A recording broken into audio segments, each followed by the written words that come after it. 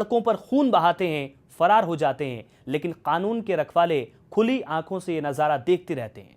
कानपुर में भी ऐसा ही हुआ है, जहां 3 लोगों को मौत के घाट उतार दिया गया।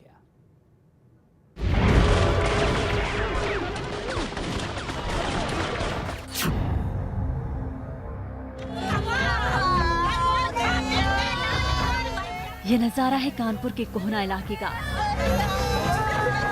पूरा इलाका सन है। दरअसल यहाँ इतनी गोलियां चलाई गई हैं कि इलाके के लोग दहशत में आ गए हैं। दरअसल पूरा विवाद 2 गुटों में वर्चस्व की लड़ाई को लेकर शुरू हुआ और ये विवाद इतना बढ़ा कि दोनों एक दूसरे के खात्मे पर उतारू हो गए, जिसमें एक गिरोह ने दूसरे गिरोह के 3 लोगों को गोली मार दी।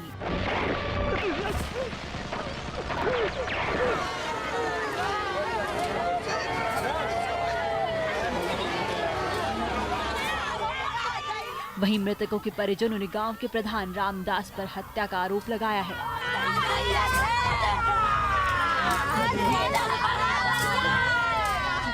घटना ये हुई कि साहब हमारा भाई दिनेश और पप्पू और तन्नू और वो अनिल अपने माता पिता से मिलने जा रहे थे आज परेवा की वजह से, और रामदास प्रधान, सुखदेव, नंदकिशोर ने मिलके साहब गोली मार दी।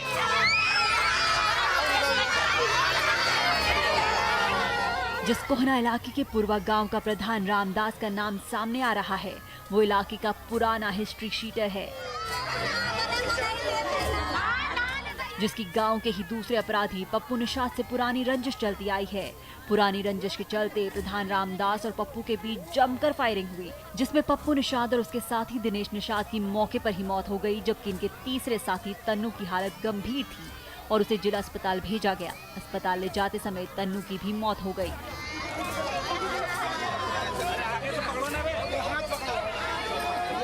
ये थाना ग्वालटोली के अंतर्गत एक नत्तोपुरवा गांव है। यहाँ पे 2 व्यक्तियों की हत्या किया गया है और अभी जैसे सूचना मिली थी पुलिस यहाँ पे पहुँच गई और अभी दोनों डेड बॉडीज़ को यहाँ से मॉर्चरी के लिए शिफ्ट किया गया है और अभी स्थिति नियंत्रण में है और पूरी कार्रवाई किया जा रहा है।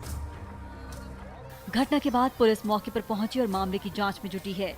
साथ ही पुलिस को मौके से एक राइफल और देसी तमंचा बरामद हुआ है। घटना के बाद से आरोपी प्रधान रामदास अपने साथियों समेत फरार है।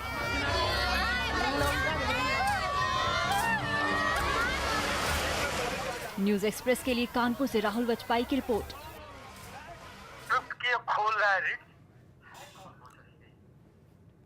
मामूली सी कहासुनी पर पत्नी की गोली मारकर हत्या करने के आरोपी पति को पुलिस ने दिल्ली के बुद्धा गार्डन से गिरफ्तार कर लिया।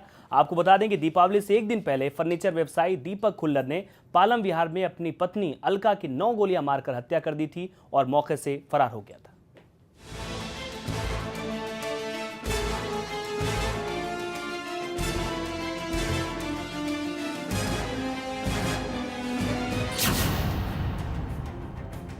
पुलिस की गिरफ्त में खड़ा ये शख्स गुड़गांव के पालम विहार का फर्नीचर व्यापारी दिनेश खुल्लर है। इस पर अपनी ही पत्नी की हत्या का आरोप है। इसकी ही बेटी की माने तो इसने अपनी पत्नी के सीने में 1 नहीं, 2 नहीं, 9 गोलियां दागी थी।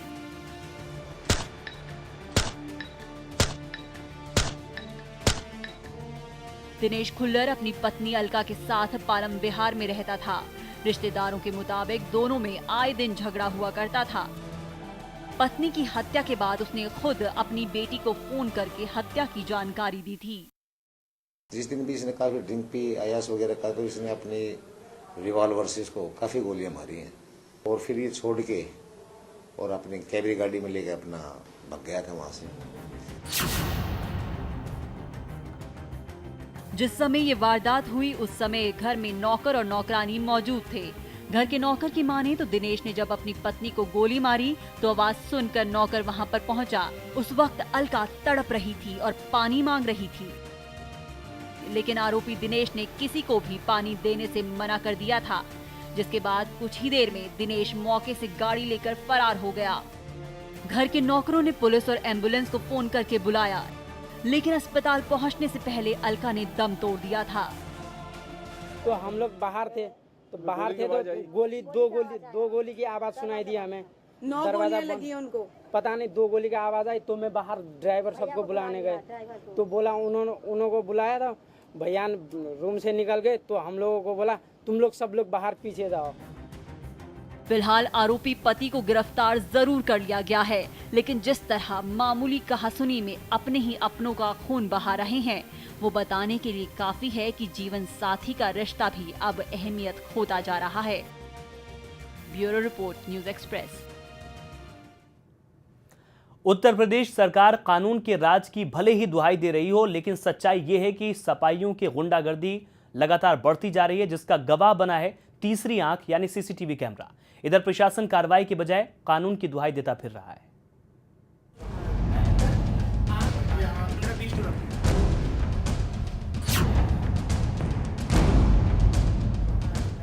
ये नजारा है मिर्जापुर जनपद के कटरा कोतवाली इलाके का। दिन दीपावली का, जब सारा शहर रोशनी में डूबा था, खुशियां मना रहा था। उस वक्त सपा के कार्यकर्ता खुलेआम गुंडागर्दी कर रहे थे। सीसीटीवी कैमरे में कैद हुई ये तस्वीरें तफ्तीश करने के लिए काफी हैं। कैसे इनके हौसले बुलंद हैं। देखिए कैसे इन्होंने पहले कारखाने के मालिक और कर्मचारियों को डंडों से पीटा, फिर बचाव के लिए आई महिलाओं के साथ भी धक्का मुक्की की। बताया जा रहा है कि कारखाने के मालिक ने रंगदारी देने से मना कर दिया था।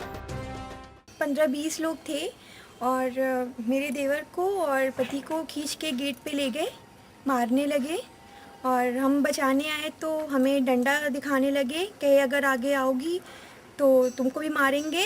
कुछ गुंडे हमारे कारखाने के अंदर आ गए, हमें और हमारे भाई को बुरी तरह मारा और साथ में कहीं ले जाना चाहते थे वसूली के लिए।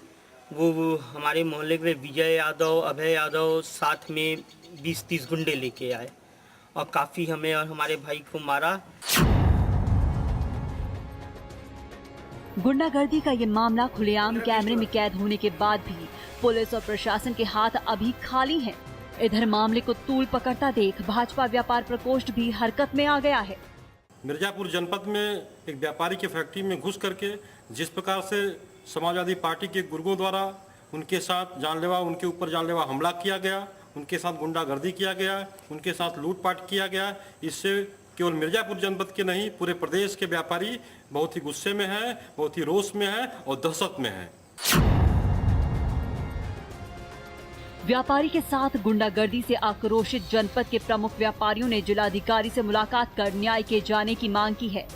जिले में शासन की मंशा के अनुरूप व्यवस्था संभालने के लिए तैनात जिलाधिकारी ने गिरफ्तारी का भरोसा दिया है। घटना से नाराज व्यापारी लाख आश्वासन के बाद भी प्रशासन को चेतावनी दे रहे हैं।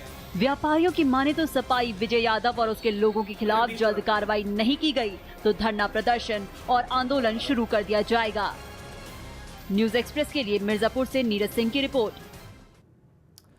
तो हालत ये हो चुकी है कि प्रशासन कुछ करने को तैयार नहीं, लेकिन प्रशासन दावे बहुत ज़्यादा कर रहा है कि सभी तरह से कानून व्यवस्था लगाम लगाई जा रही है, लेकिन जो तस्वीर सामने आ रही है वो हकीकत बताने के लिए काफ़ी है।